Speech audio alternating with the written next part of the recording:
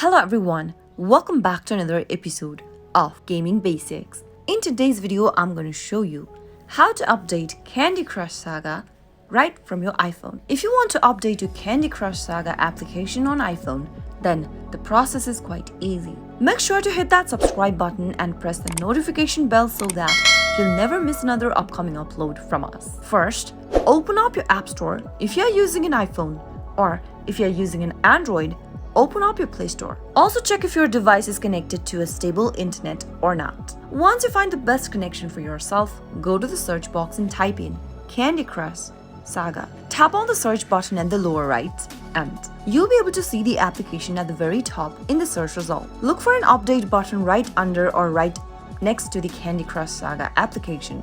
And once you find the update button, tap on update in order to download the latest version of Candy Crush Saga on your iPhone. That is how it can be done. I hope the tutorial was helpful to you. If it was, go ahead and give us a thumbs up. I'll soon be back with more videos like this. Thanks for watching.